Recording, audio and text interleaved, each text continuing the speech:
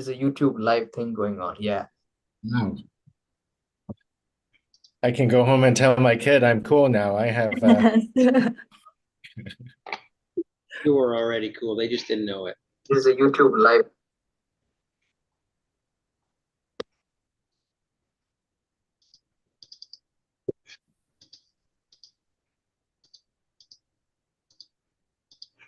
Yeah, so the link to the YouTube live is on the chat.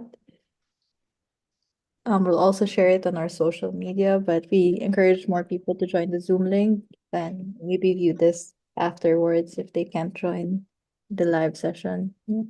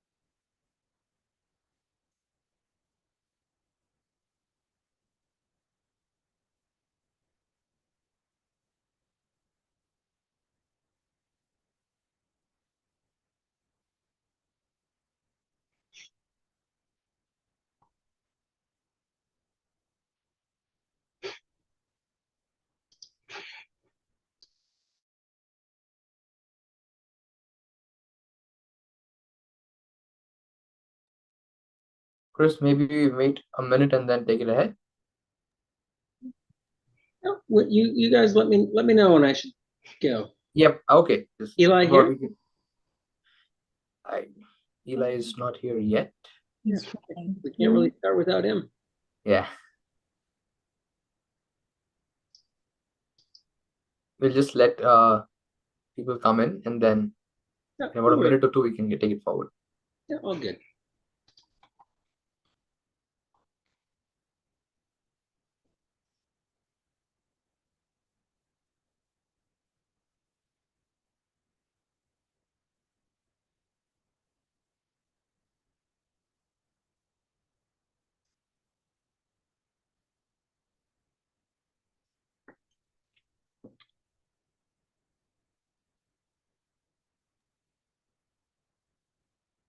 while we're waiting, Vinod, I bumped into your mayor last week. I have a feeling that he does not sleep, like, or there might be multiple replicas of him. He's like all everywhere, all at once, like the movie. He's everywhere. Yeah. Sleep is for the weak, Gary. I'm working on that. That's right. Right. Well, if you have kids, you don't really sleep, right? So it's okay. Yeah, yes. It's like when he grows up, I don't know what to do with all that free time, you know? Yeah, yeah. Well, you'll feel it, but yeah. Hey, David. Hey, how's it going? Good, buddy. How you doing? Can't complain. That's Hey, good. David, long time no see. Yeah, long time no see. Back from your world travels, Yeah, sadly. world tour, like a Taylor Swift thing, showing up for the weekend kind of thing. Oh my goodness. That's wild. It's like good for her being able to do that. Yeah, he's taking the Y space private jet everywhere, right? Yeah, the self-funded one. It's a Cessna, and it doesn't fly, but I think Eli is here too. Hi, Eli. Hey, Chris, we everyone. can take it ahead. all right. Thanks everyone for joining us today. This is a release of Startup Blink report on Markham Startup Ecosystem. My name's Chris Rickett. I'm the Director of Economic Growth, Culture, and Entrepreneurship here at the City of Markham. We want to thank everyone for making some time to join us today to learn a little bit more about Markham Startup Ecosystem. We've got a great agenda here for you today. We're going to, of course, unveil the report that Startup Blink has done. But we're also going to kind of dig into a little bit more to dig into the humans of Markham Startup Ecosystem and have a bit of a panel discussion with my colleagues Garry and David from two of our incubator programs here in the city of Markham. But we spent the last year working with Startup Link and got them to work with us on doing an inventory and a benchmarking exercise of Markham's startup ecosystem, all with the better idea of kind of understanding how we stack up globally, but also understanding where our opportunities are, and ultimately trying to understand where we have future opportunities for growth. And so it's been a great experience working with the team at Startup Blink and having them share their insights and what they're seeing in other startup ecosystems and things that we can take away to work on here in Markham, which already has a very large startup ecosystem and a very established tech ecosystem, which we'll talk about a little bit later today as well. But with that, I think it's probably good to maybe kick things off with our colleagues from Startup Blink, and I'll hand it over to Eli David, who is the CEO of Startup Blink, who will give us a bit of an overview of the metrics and the benchmarking exercise that Startup Blink went through. Over to you, Eli. Thank you so much, Chris, and the team. Really a pleasure working with you. And I have to say that we're working with dozens of governments. We have a network of governments of more than 100 municipalities and economic development corporations and so on. And working with you has been very interesting for me because of the passion and the real interest in startups. The city of Markham does understand startups. It gets it. It gets the strategic, basically, importance of startups. And that gives a massive advantage to the city. I can tell you that from all our experience, this is something that if the people on the public sector and the people that have the resources to invest in the ecosystem, they push it forward, then it makes all the difference. And this is a unique place. And there aren't that many places that are as strong in Canada. I would say maybe one or two on the level of the public sector care, interest, and development of the ecosystem, and it's really nice to see. And I think that your entrepreneurs are really in good hands. So it's really something that we really appreciate to sort of work with people that get it, that are sort of like forget for a second that they're a government and say we're in a startup game, and we're going like a startup in a way. It's just fun to see. So that's something to say that really fun to see. Yeah, I'll just present very shortly because I don't want to take a lot of time. I know that the interesting stuff arrives later, but basically we've done quite a few activities during the year, and let me just the agenda is to go over a little bit about those activities, then go over a little bit the ecosystem overview. Do a little bit of comparative analysis and industry analysis as well, because we have discovered that there are some industries in the Markham ecosystem that are really overperforming. That really surprised us to see that, and the benchmarking exercise allowed us to figure out some insights that we were surprised ourselves to discover that when we isolated the Markham information, it was actually revealing that the ecosystem is doing extremely well in some very strong verticals. So that was fun to see. I will say that generally, Markham, one of the things that I like in this cooperation is that also the city knows how to take advantage of its proximity to a global giant. You have Toronto on your doorstep. It's almost a top 20 startup ecosystem. No spoiler alert, but probably this year it's going to get there at some capacity because there are amazing things happening there. And Markham, basically, in the strategy of Markham, for me, it's fascinating. It's basically an independent unit that is extremely strong, but at the same time is also taking into its advantage the proximity to a global lion in a way. And I think that adding all those elements together creates a situation that if you want to start a company, let's say in the Toronto metropolitan or in the area of Ontario, that would be a great place to start because you basically enjoy all the advantages that are there, and that's something that was very fun to see. First of all, there is a portal at Markham at startuplink.com. I won't go over it now because basically we're more focusing on the report, but I will say that there has been a mapping exercise of startups that is basically on the way on figuring out which startups are very much operating in Markham and are Markham basically independent startups in a way. And there are quite a lot of them in a very high profile. And you're going to see also in the industry ranking that by high profile, I mean that they actually achieved such great results that it allowed us to really rank very high on those industries. In addition to that, we also did a health check of isolating again the information from Markham and try to understand where is the ecosystem benchmark compared to the other ecosystems in Canada and also globally. That's something that we've done. A little bit about the overview. You guys know much better than me about the location, and I really hope I have a chance to visit soon. But basically, it's a very substantial part of the Greater Toronto area. You already have and I think it's really important. This thing about what we discovered is that the quality of the startup is so good.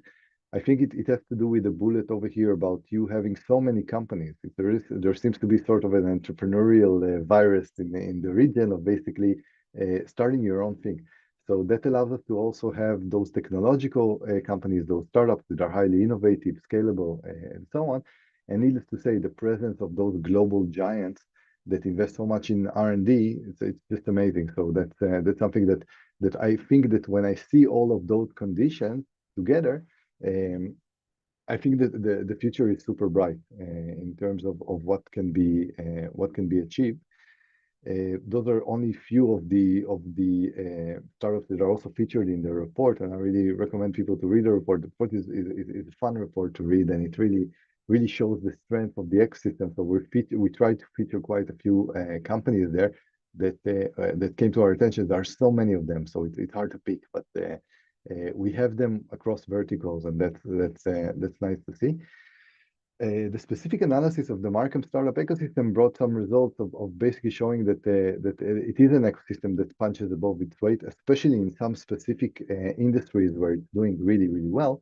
So I'll let you read the slides basically, but the idea is that we're doing well. The total score, by the way, is relatively high. We reached a very strong critical mass.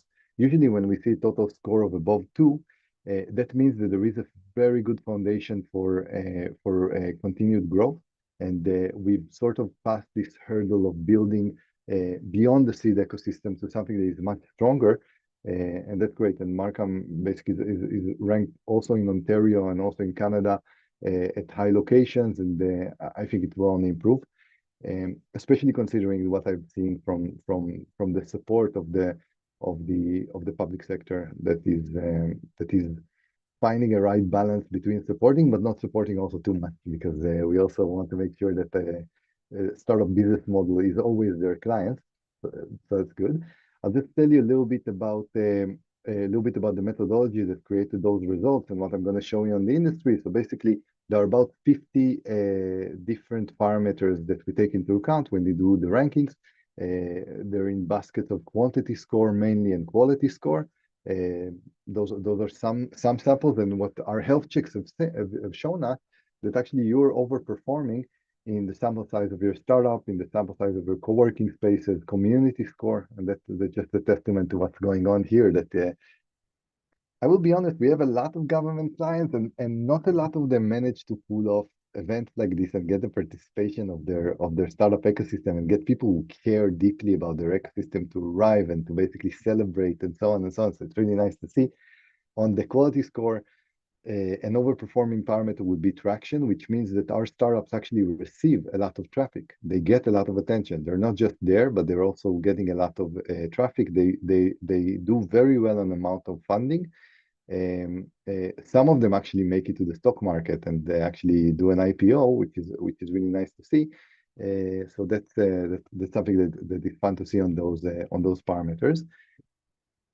The gem of the industries, and we were really surprised to see it. I asked the team to check 3 times, basically, when I saw this.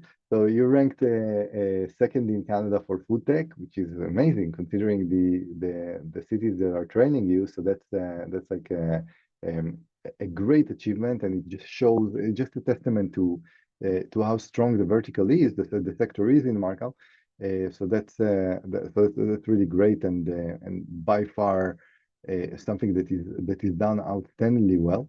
So we're hoping to see this continue because really, like considering the size of the location to the achievements, that's been a very interesting insight for us. And I think that it's always important not just to build a generalist ecosystem, but also figure out what are our main strengths and what are the things that we excel in.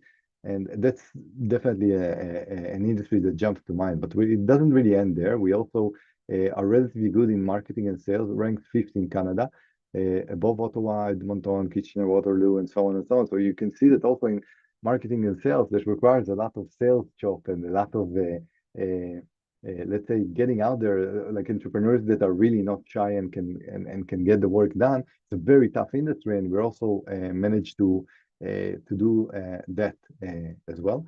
So that's also another great industry. Another overperforming industry is EdTech. We're doing better in Quebec or Kitchener, Waterloo, and so on. Again, what is done over here is basically to isolate the specific segment of startups in a specific industry and run all the algorithm only on this industry.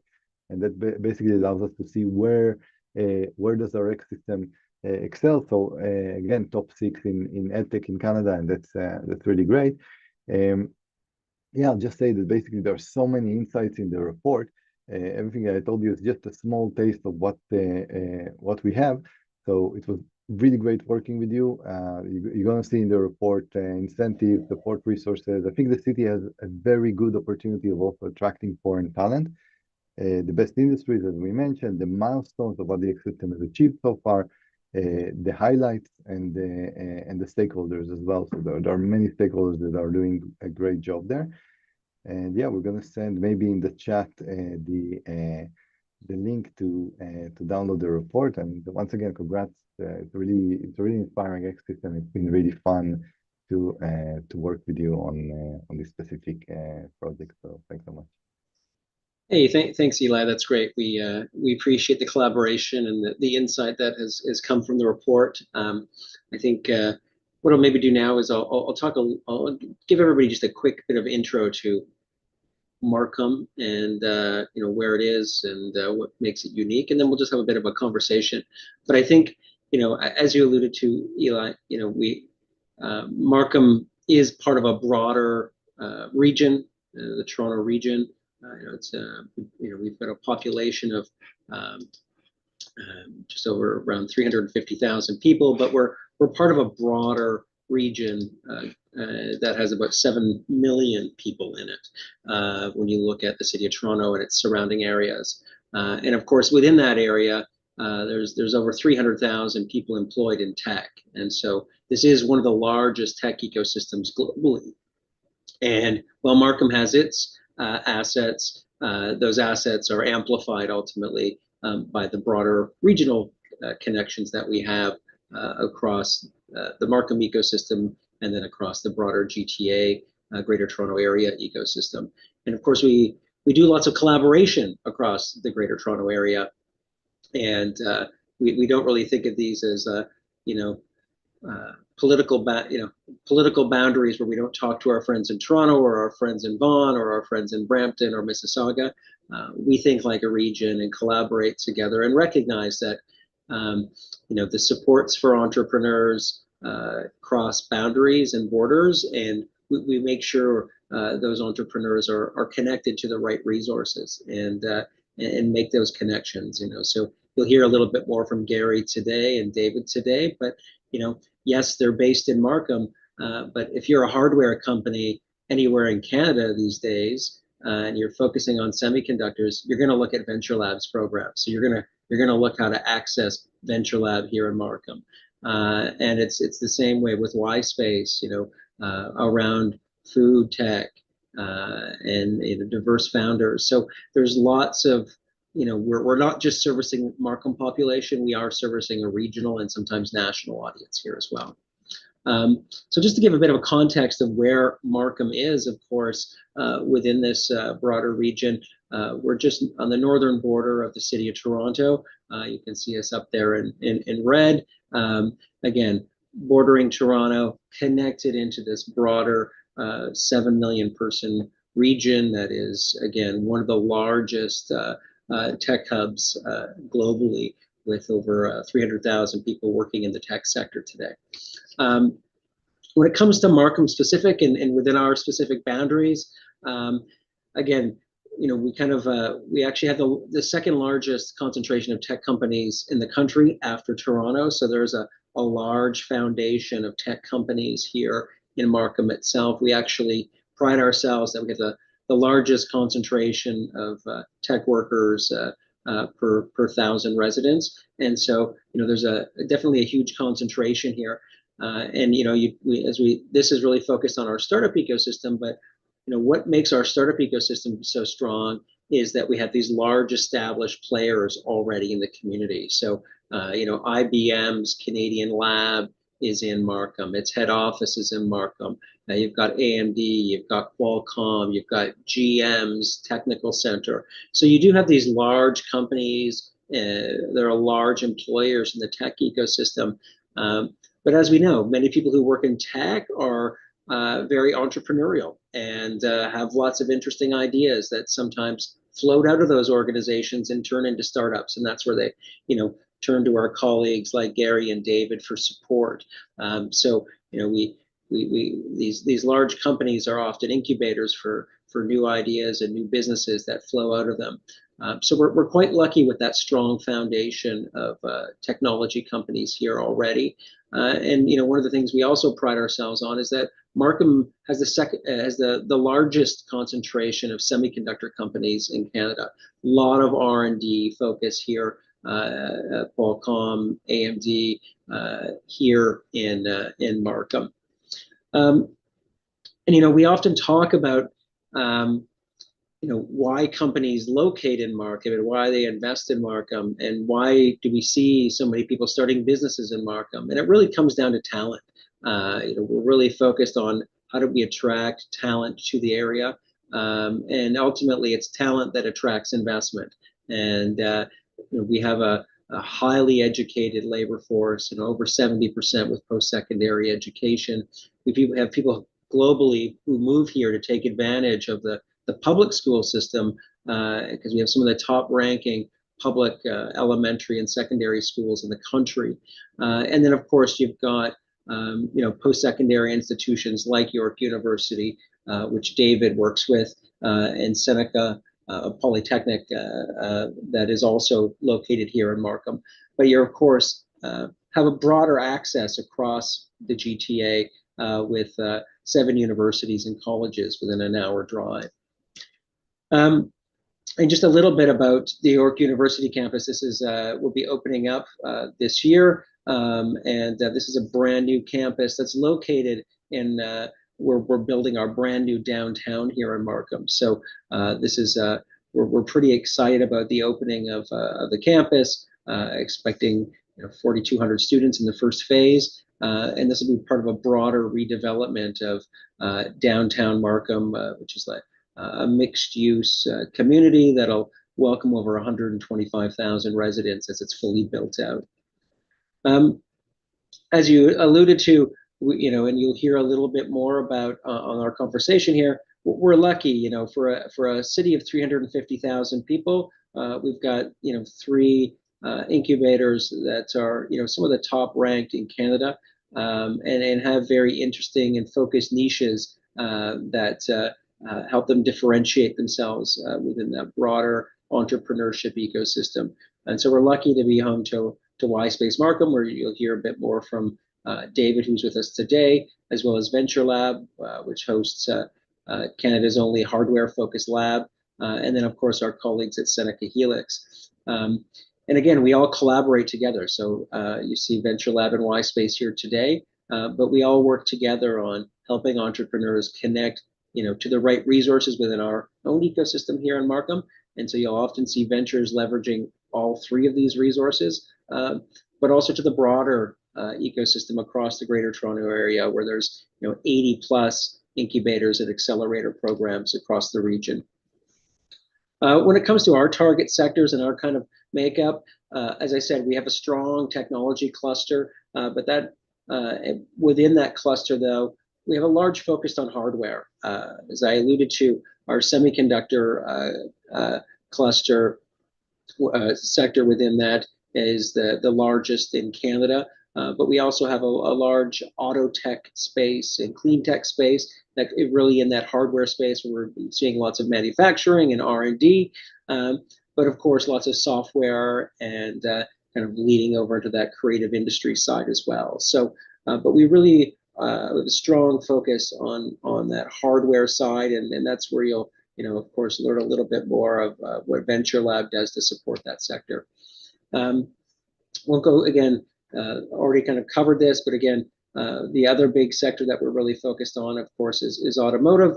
And one of the things that we have done here in Markham is we've just launched a automobility demonstration zone in our Markham Center, which is our brand new downtown. And so we're working with technology companies that have automotive or mobility technologies to test and demonstrate those technologies in a real world urban environment with people and businesses and people going about their regular daily work. So again, how do we look at how we connect startups to not only the business support, but also those real life applications and to build their technologies and how they ultimately operate.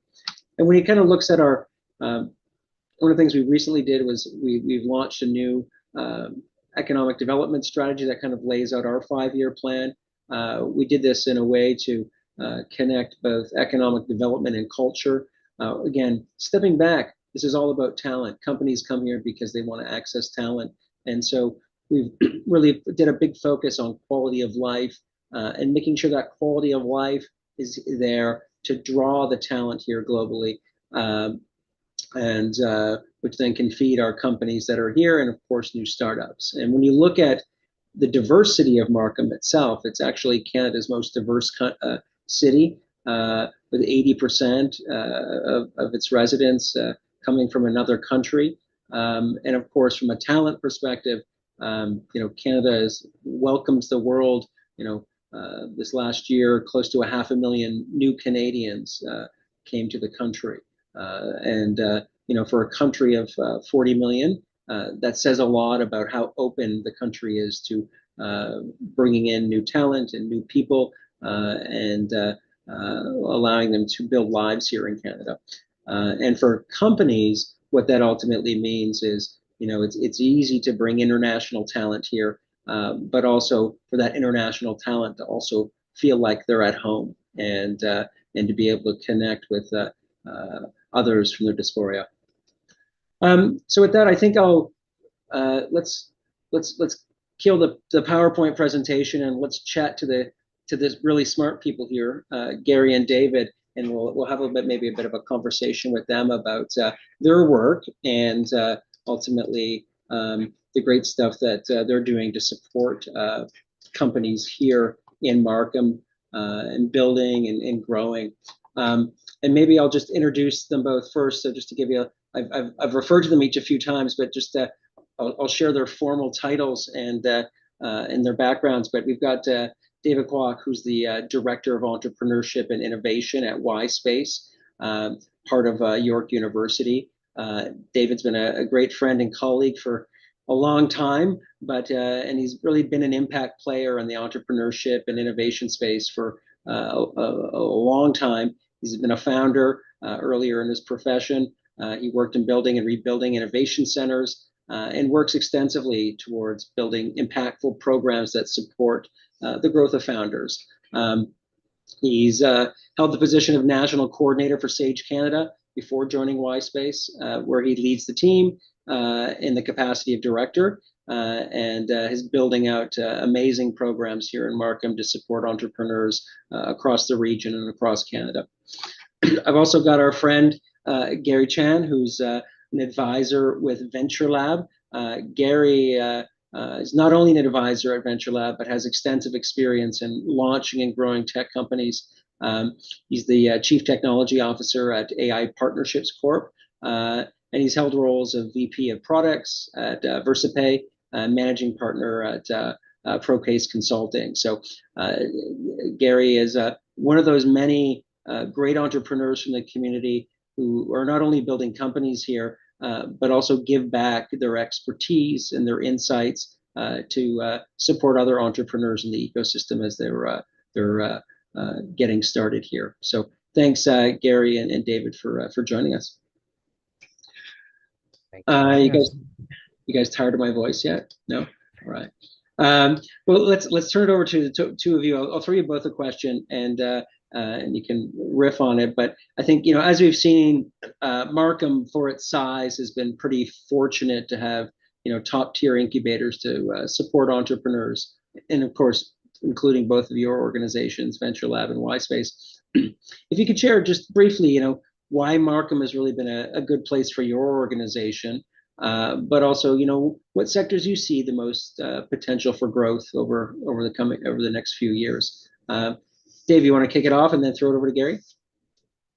Sure. Yeah. I think for us at the university, Markham strategically two-pronged is, outside the campus coming and us having a massive influx of students or researchers and the amount of work that we're going to do there. We also really saw it as an opportunity for amazing entrepreneurial talent that was looking for more support. When we first started it back in 2017, we had a lot of community consultations, learning what the founders were. And it was a bit of a surprise to me not being in Markham for so long, but soon after I realized it was a norm where there's a lot of founders there. There's a lot of founders who are in Markham who just make the transit downtown because they felt like they needed to. It's because of what they knew. But once they started learning what was in their backyard, they were like, oh my goodness, like, how do I take advantage of this? How do I do this? And there was a lot of later stage startup founders who were now at a point where they're like, how do I give back? How do I mentor? So there's a very robust ecosystem that's already existing. And it just, I think, took the likes of the Venture Lab, Seneca Helix, and ourselves to really start going into the community and learning where these folks are to really draw them out. And once we did that, I think, you're seeing the growth of it, and you're starting to see really what the impact is coming together, and in terms of all the different programming that we're having running now, the different spaces that you have, the level of opportunities. There's pitch events that we're seeing come out of it really quite a bit now.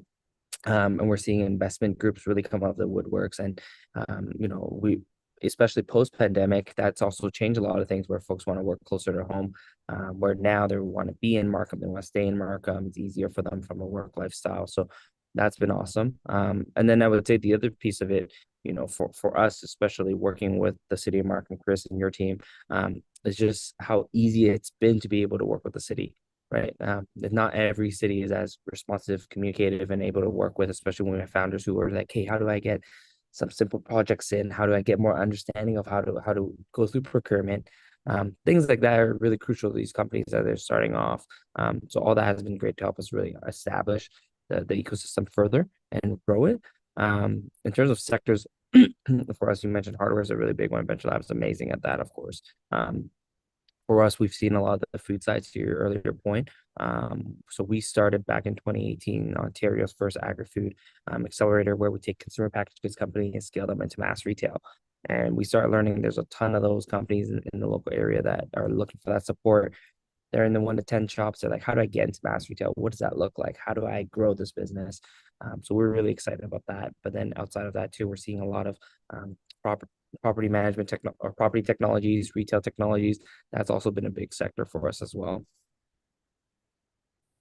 That's great. Thanks, David. And yeah, I think, you alluded to just the collaboration among organizations and really kind of drawing out the community that was here, but maybe didn't know that their neighbors were also founders because they were all meeting up downtown and thought they all lived downtown. But I think that's been, a key piece here is like drawing them out and realizing the community's here. And I think, what I find fascinating is just, the interest in collaborating and giving back and wanting to get involved and build community. And I think, Garry, you're probably a great example of that. So want to chat a little bit more about Venture Lab and what you guys are up to? Sure. I just want to add though, like Markham for a city of like 350,000 people, definitely it is punching well above its weight. As Eli mentioned, it is the semiconductor capital of the country. It makes sense that there's an incubator that focuses on hardware. So Venture Lab, at any point in time, we work with over 100 companies. Roughly is a mix of companies with a strong hardware focus, plus software and enterprise and supply chain. Jokingly, our CEO, Hugh Chow, said, when we say hard tech, we just like to do things above and beyond just semiconductor. We like to do things that are really difficult. So while we started off working with semiconductor companies, now we're launching a medtech incubation program. Actually, I'll talk more about the collaboration with have some of the community members. And, there's a lot of adjacencies as well. Hardware on its own, needs a lot of other things. So artificial intelligence, supply chain, you name it, so they are all part of this narrative. Going back to Chris, your Venn diagram, how does that overlap between technology, creative, software, hardware? I think that's really what makes Markham so interesting.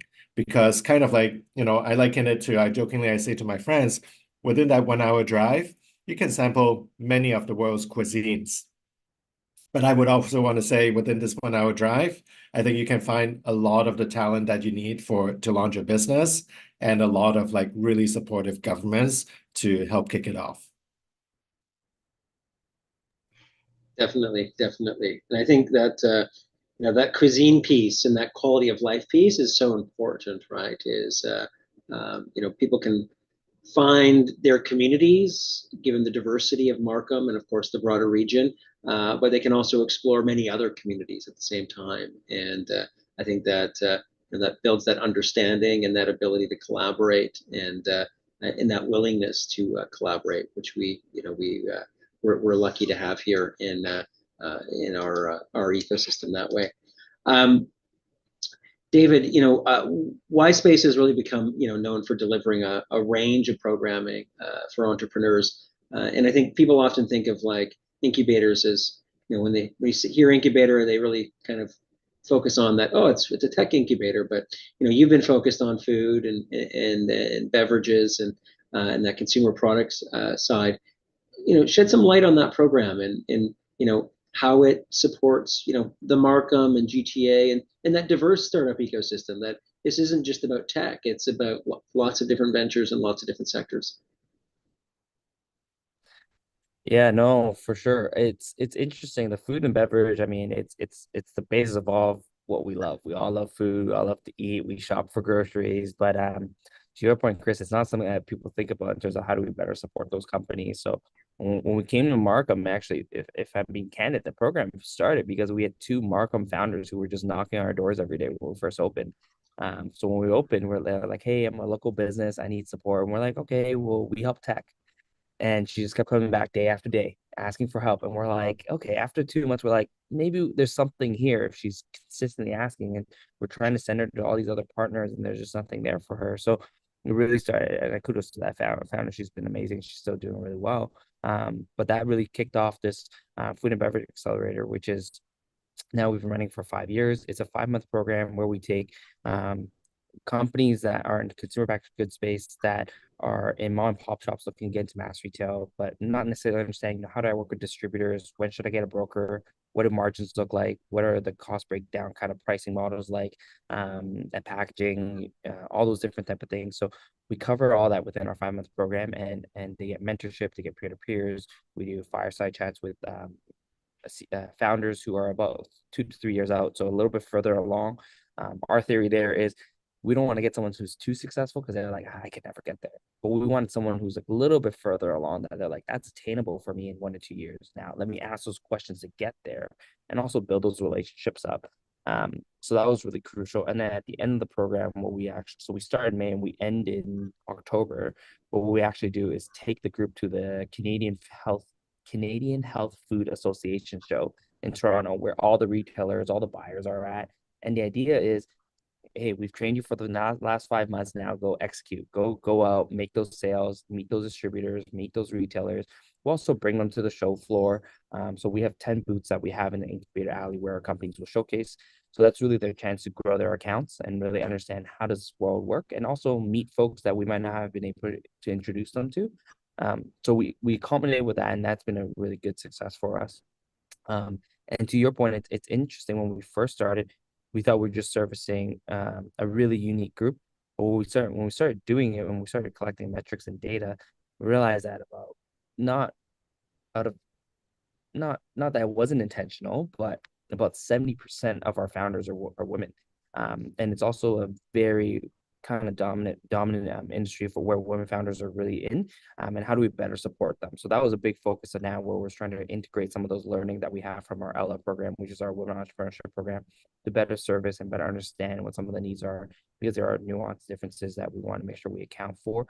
And we also have a specific stream that we focus on that's servicing Black founders who also faces very different challenges, especially when it comes to fundraising and what does that look like. So we're trying to weave in all these nuanced pieces to make sure that we're becoming as accessible as we can, and also servicing the industries and sectors that might have been overlooked, but is a huge part of our economic kind of drivers in terms of what we do as a country as well. So that's been a big bonus for us to kind of see how that grow. And Markham's been awesome because not only have we been able to work with folks like yourself, find the founders, but there's actually a lot of little small manufacturers that are not massive, but they are amazing because they can help those companies grow and meet the minimum quantity orders they need to hit.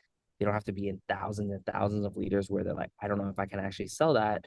These small little kind of manufacturers in Markham are actually willing to work with our startups. So that's become a huge value add for them to be able to not feel like they need to jump really far ahead. They can slowly grow, plan it out, and really execute on a high level. And that's been awesome. Yeah, and I think it's important, a lot of good points there, David. I think understanding your ecosystem and the diversity of it, that it's actually the diversity of your local economy that brings success. And so if you're just focusing on tech, you're missing the other pieces that are critical to it, right? And food, like, who doesn't want to focus on food? Like, get to eat great stuff, right? And recognizing the opportunity for food entrepreneurship, you've the GTA being one of the most diverse regions globally. You've got so many different people who've come here from all over the world that have their own cultures and their own food. Well, how do you help them capitalize on that and take that to the world, right? And so it's a unique value proposition that we have in Markham, but of course the broader GTA. But I think in that incubator space, you think about it and you go, software is really easy to incubate, but like semiconductor, hardware, and food production, like, we've picked the three hardest in Markham, right? Like, these are not easy things to bring to market at the end of the day. And I think it's important that we've looked at how we actually provide that support to bring those products to market. And I just want to pick up on another piece that you mentioned, and it's about that equity and accessibility side. So recognizing women founders and Black founders, and how do we make sure that our entrepreneurship programming reflects the diversity of our communities, and that we're creating economic opportunity for all people in our communities and the broader region. And I think that's both of your organizations have been very thoughtful about that approach, and how you tailor your programming and deal with some of those institutional barriers and some of those biases that are out there, to try to help these entrepreneurs get the support and the growth opportunities that they can have with their businesses. So stepping a little bit back to how hard it can be to bring ventures to market. And Garry, I think with the Hardware Catalyst initiative, which I'll get you to expand upon. You recently got some additional 4.5 million funding from the Canadian government to support that programming. Tell us a little bit more about the Hardware Catalyst initiative, and how it's the role it plays in growing Markham, and of course more broadly Canada's hardware and semiconductor space. Great. Thanks. It's kind of hot off the press, isn't it? 4.0. So yeah, Venture Lab received funding from FedDev, but I just want to highlight that's only one point in a long history of support that Venture Lab has received from all levels of the government. I'll just go back a little bit. Look at the lab that Venture Lab has, the hardware lab. So we have received a total of about $11 million to build out the lab. And what's interesting about that is, again, it's sort of like is sort of small enough that it's not overwhelming for someone starting out, but it's big enough that it can do a lot. So if you want to do chip design, you have access to now really state-of-the-art, really expensive software design tools. They're worth hundreds of thousands of dollars, and now it's available at your fingertips. But beyond that, if you want to go further and you do testing, because let's say you have a hardware component, you may have some AI modules that you want to test. Venture Lab also has in-house mini data centers with GPUs, with NVIDIA capabilities that will allow you to do that work without having to go somewhere else. Now, that proximity makes a world of difference. So the immediate impact is that because of that, Venture Lab is able to create this Hardware Catalyst program, is able to support over 60 companies in the past couple of years to basically launch their hardware-driven journeys. But beyond that, beyond the 60 companies, we're talking about hundreds of jobs that are created. And these are like, your rocket scientist kind of jobs. They are doing pretty deep, challenging work. And they're generating, I think, over 20 million, 26 million in revenue collectively. And also, if you come into our office, the Venture Lab has what they call a patent wall. And so, these companies collectively has over 80 patents that have been approved, and not to count the ones that are pending. So you can sort of see, just walking in, you can see this like really vibrant ecosystem of companies that are doing difficult things. They have something to show for with their patents. They're creating jobs, bringing interesting opportunities to people in the community. So I think you can sort of feel it as the immediate impact. But beyond that, I also want to highlight, because the government's kickstarted this kind of funding, Venture Lab is now able to draw a secondary community of partners. We're talking about over 50 partners, from Siemens, Intel's, like from all the big names to other ones. Collectively, they have brought in over $50 million of in-kind contributions. Now, that's like, wow, if I'm just starting out, how do I actually call them? Now they're just like right there, they're there to help me out. So that community, that partnership network, I think is really, really compelling. And then the third impact I want to highlight is now, because of all the work that all the Venture Lab folks and partners and governments have helped out, it becomes a destination. Destination not only in terms of the local entrepreneurs, but we're beginning to see, kind of like what David alluded to, people knocking on our doors. We're beginning to see overseas entrepreneurs, and they say, "Wait, you guys do hardware, right? Oh, you have all these partners? Sign me up!" Like, so they want to come over and land at Venture Lab. So we're creating programs called, like, for example, Canada Catalyst, startup visas, and so on, to eliminate that friction for companies to come to Canada. And Markham seems like a natural landing spot. Definitely. That's great. Yeah, and I think that's a great overview. And just it's great to see the evolution of the Hardware Catalyst initiative and the life that it's taken on. Again, first really recognizing the unique value proposition that Markham presents with its deep semiconductor knowledge and network, and then Venture Lab building on that to bring in not only those big folks that are already here in the neighborhood, like AMD and Qualcomm and IBM, where of course Venture Lab is housed, but bringing them together with startups in this space and building that collaboration, I think has been amazing to be able to have that expertise to talk to and then of course the equipment that I can actually work on, and how that's kind of grown, and now companies globally can tap into those resources. So thinking about just a little bit, we do have a few questions here, but I'll maybe throw one more to the two of you before we look at some of these questions from our attendees. But maybe just kind of thinking about your clients right now, and what they're dealing with. What are the top two challenges each of you are seeing with your clients these days, and how do you think they might be addressed, and are those things that could be addressed by working together across the Markham ecosystem or the broader Greater Toronto ecosystem? Garry, you want to kick it off? Sure. So a couple of challenges that come to mind. So oftentimes when people think of like Venture Lab or the incubator, they think of like launching a business. So I think the challenge that we see is how do we help them scale and scale right here in Markham, in the York region? So I think, how do we become a destination for that as well? Because a scaling company has obviously very different needs compared to one that is starting out. And in my view, to take the analogy of that 1 hour drive, is I think I would love more discussions on how we can do it so that within that 1 hour drive, we can help these companies commercialize, help them scale, working even more closely with the ecosystem partners. So that's what comes to mind. Thanks, Garry. Well, that's great. David, thoughts? I think the top two things off. I mean, capital is always one. Companies need money, and I know that people always ask where's the money.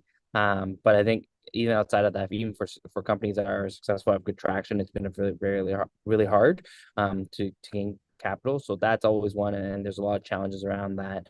And the second one is talent, which hopefully the new camps will help address as well. But talent is always one as well. Just find the right talent in terms of whether it's for co-op students or even if it's like as you're looking to scale and what type of talent you need. I think that's another piece that we're seeing a lot of challenges around, and how do we better support that as well? Definitely, that's great. And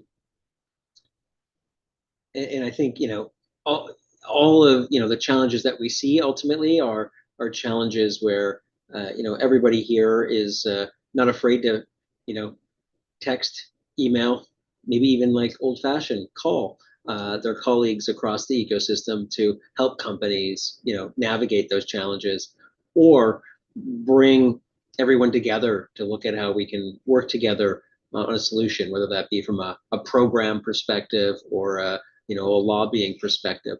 And I think maybe a good example of that, just addressing one of the questions that's in the chat, and it's about hardware and capital, Garry, and how hard it is to get capital to build in hardware. And so the question is what are some of the solutions out there, and programs and government support. But I know Venture Lab, of course, has started a Hardware Angels network. So maybe you can share a little bit about that.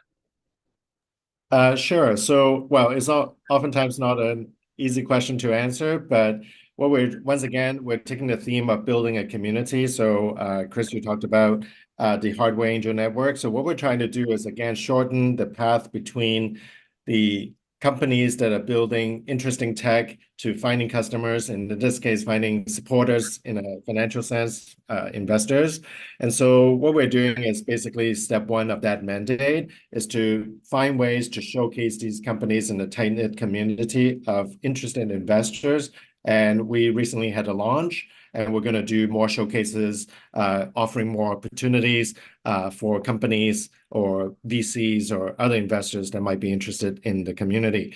Now, what we're doing here is the investor network is across the country. Actually, we're probably going to take it beyond, but one step at a time. But the point is you can sort of see my earlier comment about Venture Lab being a destination for companies wanting to launch. We want it so that it could be a destination to find interesting companies from an investor standpoint.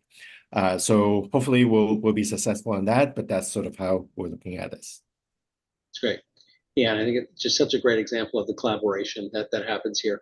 One of the other questions, and Garry, you might want to jump in on this too, it's just the question is how did Markham become the semiconductor hub? And then the second part, which I think we've already answered, which is, some of the specific programs for companies in the semiconductor space. So I think, the history of semiconductors in Markham, really, really started with IBM and its location of its head office and its lab here in Markham. And then, of course, with ATI, which was a Canadian semiconductor company that ultimately was bought by AMD. But I think, as we've seen in the semiconductor sector, is that once you've got a bit of a concentration of talent, other players in the semiconductor sector start to sniff around and go, okay, how can I leverage some of that top talent to build my talent in my organization? And I think that's what we've seen here at Markham over time. So you've got IBM, you've got AMD, we bought ATI, you've got Qualcomm, and now we're seeing that next generation of semiconductor companies, like the Six Semiconductor and others who are people that were leaders in those companies and engineers in those big companies and have started out and built their own new semiconductor companies here in Markham. So it's that foundation of talent that was here that we've been able to capitalize and build upon. And then, of course, Garry and the team at Venture Lab and the Hardware Catalyst Initiative is strictly focused on startups in that semiconductor sector, by providing that mentorship, that access to equipment, that access to capital, and that access to a network of people from the sector. Garry, do you want to add anything to that? Yeah, it's kind of like your cliche network effect, right? So once you have to concentrate people, we got to tell you there are a couple of interesting stories. So, for example, if there's a company wanting to get into hardware, like AMDs of the world, your IBMs, they're all at your doorstep. There are lots and lots of people who have kind of done it or have ideas about how to approach a certain problem. So right there, that synergy is so powerful. So we're actually building out a mentorship network as well, beyond the advisory, beyond the programming, so that people who have done it can come back and contribute in the community in ways that are suitable for them. Yeah. The element about this concentration of talent I find very interesting. Earlier, Chris, you mentioned about software companies. Because of the concentration, because of this ease of access to various aspects of this technology sector, we are seeing software companies, could be rideshare, could be food delivery, they're thinking about a hardware strategy. Because why I just build a widget within the car that can track, mileage or the efficiency of the delivery and so on. Now we're talking about this synergistic, spectrum of capabilities that will allow these companies to be even stickier than they are today with their customers. Yeah, for sure. And I think, that how you think you build IP and get those patents, right? Both of your organizations, maybe but are involved with Startup Visa. And can you explain a little bit more about those programs and work there? We do have a question here around kind of people who have been accepted to the program, but facing challenges around the expense side of relocating to Canada. So maybe share a little bit about the Startup Visa programs and how they can be leveraged with your organizations and some of the supports that come along with that. Maybe David, you want to kick that off? Sure. Yeah, so with the Startup Visa program, the one that we have, at least, it's in two different stages. Our first stage is a six-week program where we're trying to help the company assess the market opportunity within Canada. A lot of them have existing businesses. At least for what we're looking at, you have an existing business in your home country and you're trying to expand into Canada, and what does that look like? So we want to make sure we're assessing the Canadian market with you to make sure it's a good fit before you make the full transition, move here and everything. And then the second stage is where we provide a year to a year and a half of support, where we focus on executional and how do we execute that business in Canada. So I mean, the Startup Visa program is more focused on supporting them through getting that kind of permanent residency, getting the application in, make sure there's a viable business opportunity within Canada. Unfortunately, it doesn't provide financial support in terms of landing in Canada. That is always something that we try to be upfront with our companies about. So that's why we have it in two stages. So when we finish assessing the market opportunity, then we lay out, here's potential costs existing, this is what you need to expect, here's all the different nuances of it, so that they're aware. Because I think it is a big transition in life and to uplift you and your entire family here. And as we all know, it's getting more and more expensive with housing, but those are things we're trying to make them aware of. So it's unfortunate that you're facing financial barriers. I don't know of a whole ton, but I would say maybe get back in touch with your startup visa provider, the one who issued the letter, and see what they can offer you. In terms of, because there's usually a network of individuals. So for us, I know we have immigration lawyers that we work with. We also have folks who focus and support on the settlement side of things. So there's usually a nice rounded network that they develop around the support of not only the company and the business, but then also the after portion of moving here, settling in, picking your schools, all those type of things are really important. And there's usually a pretty good network that the provider should have that can assist you. So I would suggest maybe reaching back out to the provider that gave you the letter. All right, thanks for that, David. Garry, do you want to say a few words about the startup visa program with the hardware program? Yeah, so Venture Lab actually has two programs within that. One is called the soft landing, the other is the startup visa. So much depends on the duration of support you want, and also like what is the state of your business overseas, and how much of that do you want to move to Canada, and so on. So for some of the details, I recommend you come to us. We can take a look and see where you're at. Then we can sort of recommend the best way forward. But I echo David's point, going to a new country is challenging, but that's kind of the interesting too. Like Canada is a country of immigrants. Lots of people, we all have to deal with like jump through hoops to move to a new country, start a business, and so on. At the very least, hopefully you will find a lot of support to help you work through some of those challenges. For sure, it's not straightforward, but I congratulate you for taking the first step.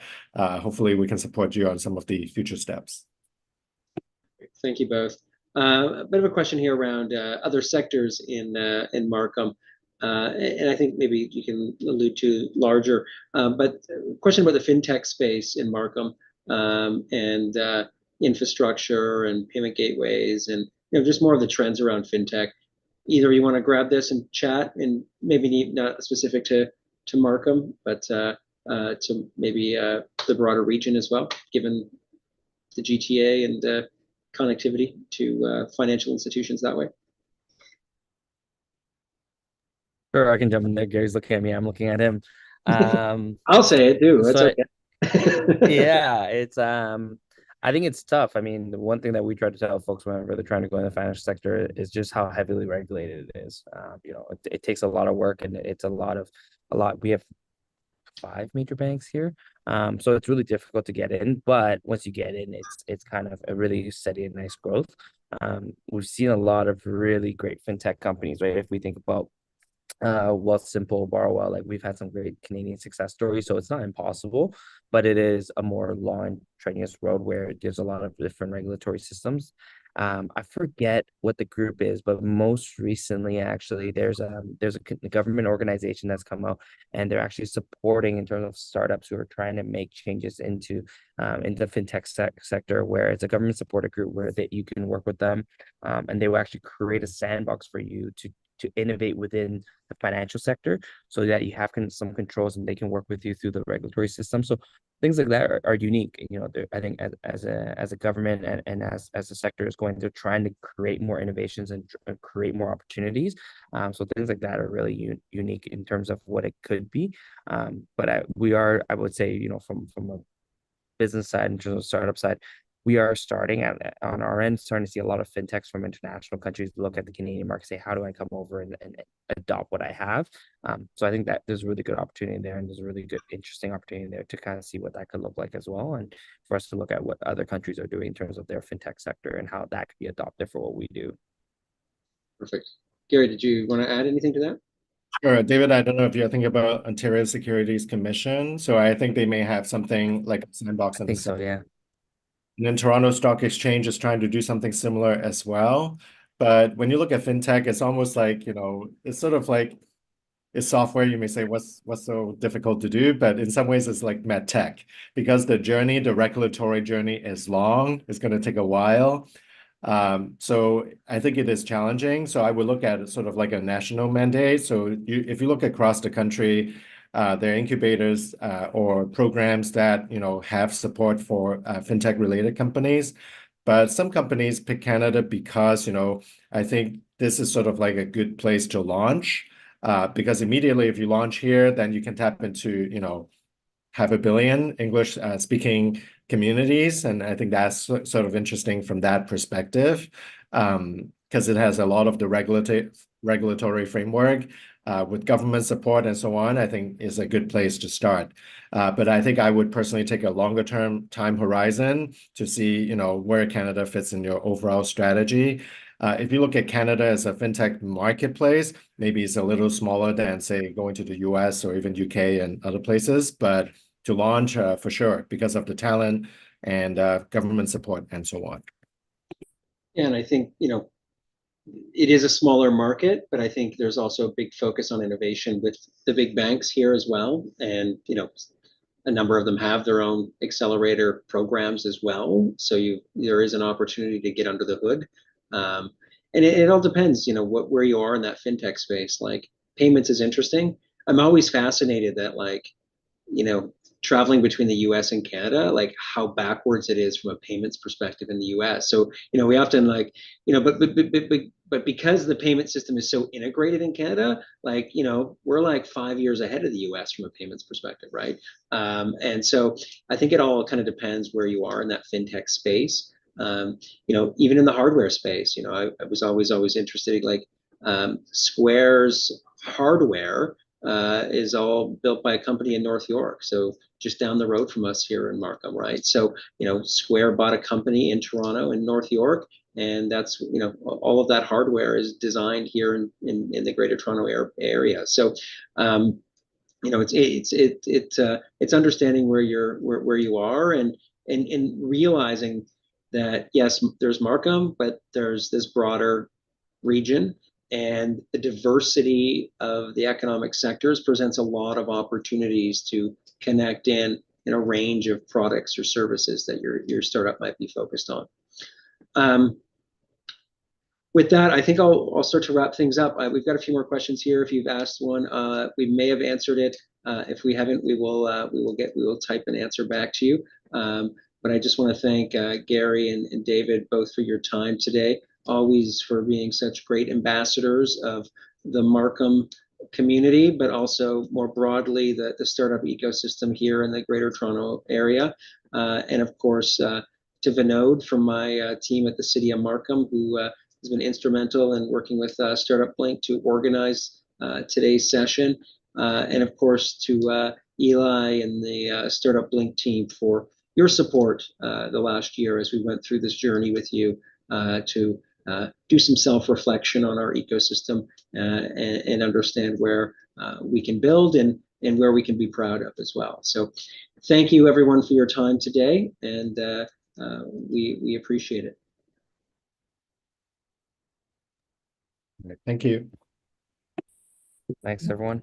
Thank you, everyone. Yes, you can download the Markham report at lp.startuplink.com/Markham report. I also pasted it on the chat. And if you registered for the event, you'll also get it via email. Yeah. So thank you, everyone. Thank you, Chris, Garry, David, and also Vinod and Ellie, of course.